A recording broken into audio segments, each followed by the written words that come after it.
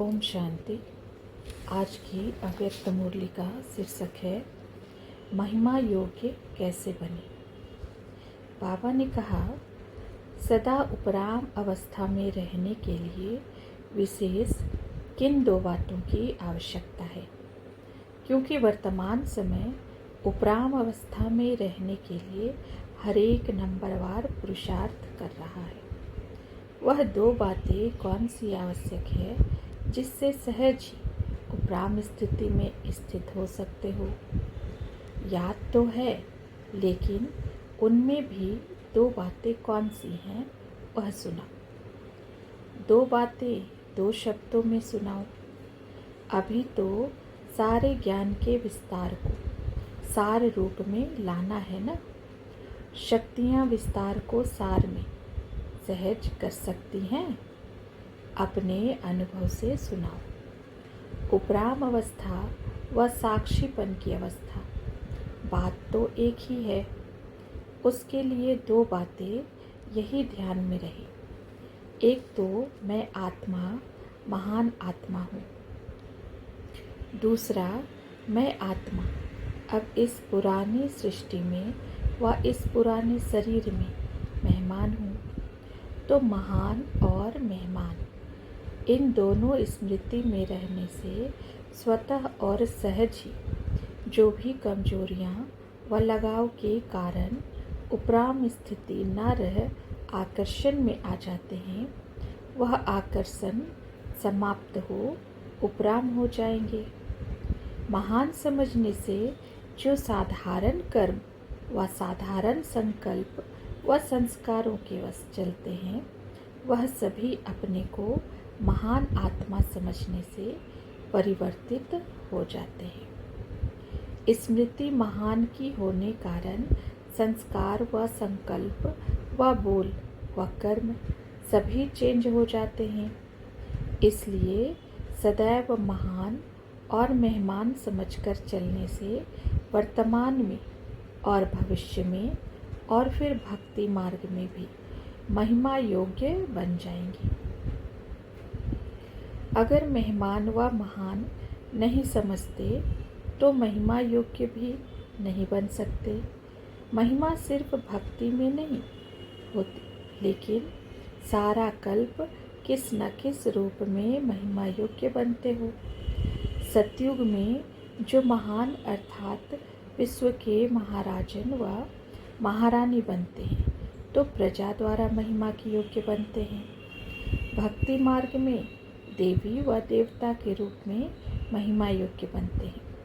और संगम युग में जो महान कर्तव्य करके दिखलाते हैं, तो ब्राह्मण परिवार द्वारा भी और अन्य आत्माओं द्वारा भी महिमा की योग्य बनते हैं। तो सिर्फ इस समय मेहमान और महान आत्मा समझने से सारे कल्प के लिए अपने को महिमा योग्य बना सकते हो। हर कर्म और संकल्प को चेक करो कि महान हैं अथवा मेहमान बन कर के चल रहे हैं व कार्य कर रहे हैं, तो फिर अटैचमेंट खत्म हो जाएगी। मेहमान सिर्फ इस सृष्टि में भी नहीं, लेकिन इस शरीर रूपी मकान में भी मेहमान हो। देह के भान की जो आकर्षण होती है वह स्मृति के रूप में जो संस्कार रुके हुए हैं, वह बहुत ही सहज मिट सकते हैं जब अपने को मेहमान समझेंगे। कोई आपका मकान है, आप उसको कारण अकारण बेच देते हो। बेच दिया तो फिर अपनापन चला गया। फिर भल उसी स्थान पर रहते भी हो, लेकिन मेहमान समझकर रहेंगे। तो अपना समझ रहने में और मेहमान समझ रहने में कितना फर्क हो जाता है। तो यह शरीर जिसको समझते थे कि मैं शरीर हूँ, अभी इसको ऐसा समझो कि यह मेरा नहीं है। अभी मेरा कहेंगे, अभी यह शरीर आपका नहीं रहा जिससे मर्जीवा बने। तो मेरा शरीर भी नहीं, तन अर्पण कर दिया वह मेरा समझती हो। अभी इस पुराने शरीर की आयु तो समाप्त हो चुकी। यह तो ड्रामा अनुसार ईश्वरीय कर्तव्य अर्थ शरीर चल रहा है। इसलिए आप अभी यह नहीं कह सकती कि यह मेरा शरीर है। इस शरीर में भी मेरापन खत्म हो गया।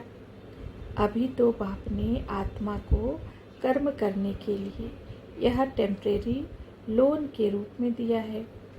जैसे बाप समझते हैं मेरा शरीर नहीं, लोन लेकर कर्तव्य करने के लिए पाठ बजाते हैं, तो आप भी बाप समान हो ना। मेरा शरीर समझेंगे तो सभी बातें आ जाएंगी। मेरा शब्द के साथ बहुत कुछ है। मेरापन ही खत्म तो उनके कई साथी भी खत्म हो जाएंगे, उपराम हो जाएंगे। यह शरीर लोन लिया है ईश्वरीय कर्तव्य के लिए, और कोई कर्तव्य के लिए यह शरीर नहीं है। ऐसे अपने को मेहमान समझकर चलने से हर कर्म महान स्वतः ही होगा। जब शरीर ही अपना नहीं, तो शरीर के संबंध में जो भी व्यक्तियाँ व वैभव है वह भी अपने नहीं रहे। तो सदा ऐसा समझकर चलो। ऐसे समझकर चलने वाले सदैव नशे में रहते हैं। उनको स्वतः ही अपना घर स्मृति में रहता है।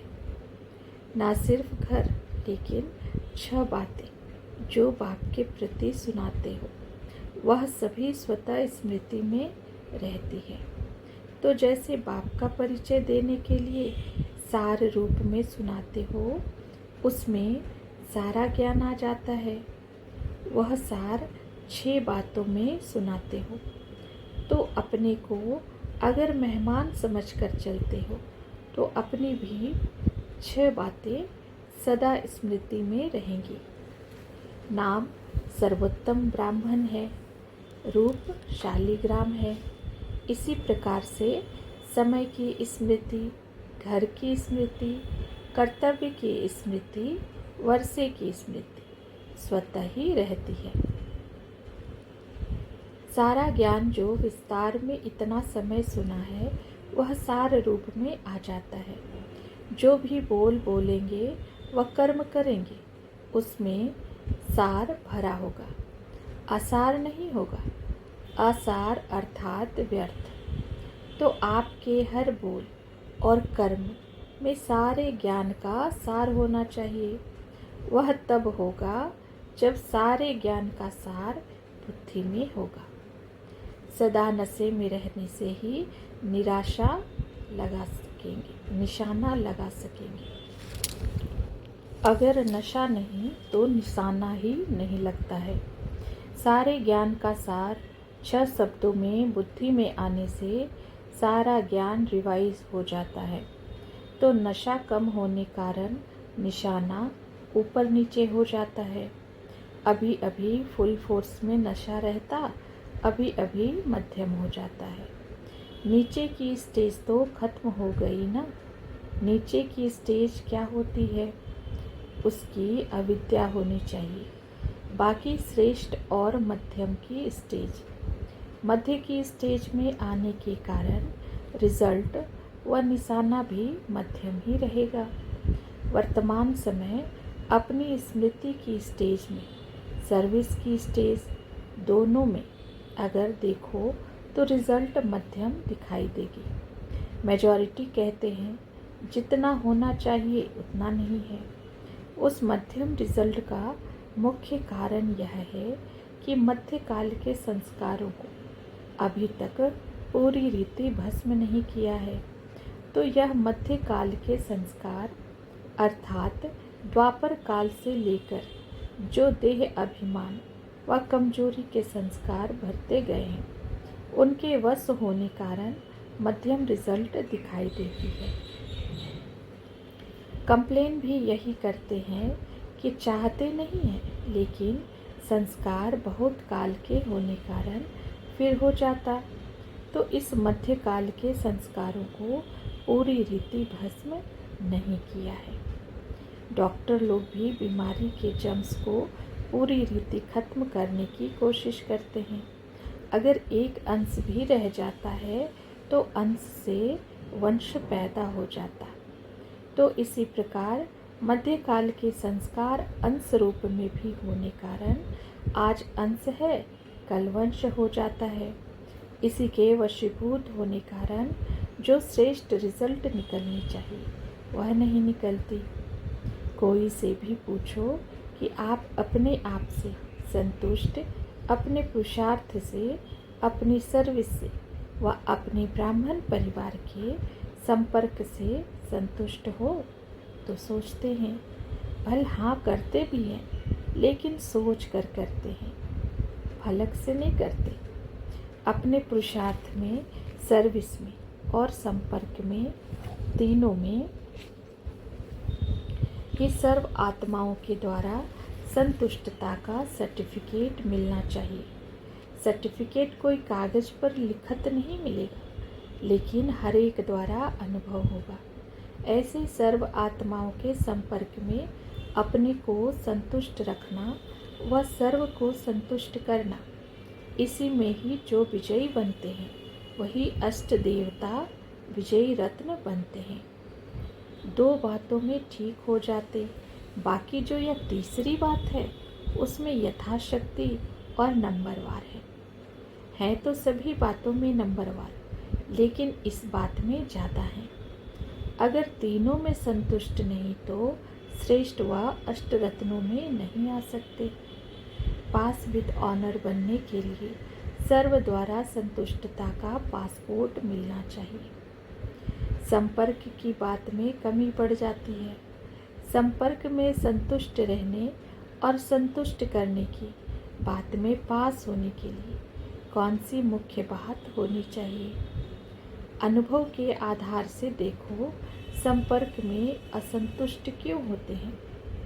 सर्व को संतुष्ट करने के लिए व अपने संपर्क को संतुष्ट करने के लिए व अपने संपर्क को श्रेष्ठ बनाने के लिए मुख्य बात अपने में सहन करने की व समाने की शक्ति होनी चाहिए। असंतुष्टता का कारण यह होता है जो कोई की वाणी व संस्कार व कर्म देखते हो वो अपने विवेक से यथार्थ नहीं लगता है। इसी कारण ऐसा बोल या कर्म हो जाता है जिससे दूसरी आत्मा असंतुष्ट हो जाती है। कोई का भी कोई संस्कार व शब्द व कर्म देख आप समझते हो यह यथार्थ नहीं है व नहीं होना चाहिए, फिर भी अगर उस समय समाने की व सहन करने की शक्तियाँ धारण करो तो आपकी सहन शक्ति व समाने की शक्ति ऑटोमेटिकली उसको अपने अयथार्थ चलन का साक्षात्कार कराएगी। लेकिन होता क्या है, वाणी द्वारा व नयन चैन द्वारा उसको महसूस कराने व साक्षात्कार कराने के लिए आप लोग भी अपने संस्कारों के वश हो जाते हो। इस कारण न स्वयं संतुष्ट न दूसरा संतुष्ट होता है। उसी समय अगर समाने की शक्ति हो तो उसके आधार से व सहन करने की शक्ति के आधार से उनके कर्म व संस्कार को थोड़े समय के लिए अवॉइड कर लो तो आपकी सहन शक्ति व समाने की शक्ति उस आत्मा के ऊपर संतुष्टता का बाण लगा सकती है। यह न होने कारण असंतुष्टता होती है। तो सभी के संपर्क में सर्व को संतुष्ट करने व संतुष्ट रहने के लिए यह दो गुण व दो शक्तियाँ बहुत आवश्यक हैं। इसमें ही आपके गुण गायन होंगे। भल उसी समय विजय नहीं दिखाई देगी, हार दिखाई देगी, लेकिन उस समय की हार अनेक जन्मों के लिए आपके गले में हार डालेगी। इसलिए ऐसी हार को भी जीत मानना चाहिए। यह कमी होने कारण इस सब्जेक्ट में जितनी सफलता होनी चाहिए उतनी नहीं होती है। बुद्धि में नॉलेज होते हुए भी किस समय किस रूप से किसको नॉलेज व युक्ति से बात देनी है वह भी समझ होनी चाहिए।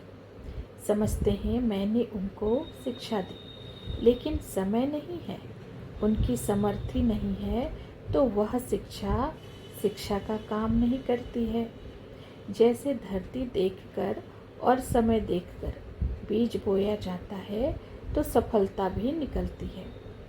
समय ना होगा, वह धरनी ठीक नहीं होगी, तो फिर भल कितना भी बड़ी क्वालिटी का बीज हो, लेकिन फिर वह फल नहीं निकलेगा। इसी रीति ज्ञान के पॉइंट्स व शिक्षा व युक्ति से देनी है, तो धरनी और समय को देखना है। धरती अर्थात उस आत्मा की समर्थी को देखो और समय भी देखो, तब शिक्षा रूपी बीज फल दे सकता है। तो वर्तमान समय सर्वश्रेष्ठ आत्माओं को व महावीरनियों को इसी विशेष पुरुषार्थ तरफ अटेंशन देना चाहिए। यही महावीरता है। संतुष्ट को संतुष्ट रखना महावीरता नहीं है। स्नेही को स्नेह देना महावीरता नहीं। सहयोगी साथ सहयोगी बनना महावीरता नहीं। लेकिन जैसे अपकारियों पर भी उपकार करते हैं, कोई कितना भी असहयोगी बने, अपने सहयोग की शक्ति से असहयोगी को सहयोगी बनाना, इसको महावीरता कहा जाता है। ऐसे नहीं कि इस कारण से यह नहीं होता है, यह आगे नहीं बढ़ता है, तब यह नहीं होता है, वह बढ़े व ना बढ़े, आप तो बढ़ सकते हो ना। ऐसे समझना चाहिए कि यह भी संबंध का स्नेह है। कोई संबंधी अगर कोई बात में कमज़ोर होता है, तो कमज़ोर को कमज़ोर समझ छोड़ देना मर्यादा नहीं कही जाती है। ईश्वरीय मर्यादा वही है जो कमज़ोर को कमज़ोर समझ छोड़ ना दे, लेकिन उसको भल देकर भलेवान बनावे और साथी बनाकर ऐसे कमज़ोर को हाई जंप देने योग्य बनावे, तब कहेंगे महावीर। तो इस सब्जेक्ट के ऊपर अटेंशन रखने से फिर जो भी सर्विस के प्लान्स बनाते हो वह पॉइंट्स निकालते हो, वह सर्विस के प्लान्स रूपी जेवरों में यह हीरे चमक जाएंगे। सिर्फ सोना दूर से इतनी आकर्षण नहीं करता है।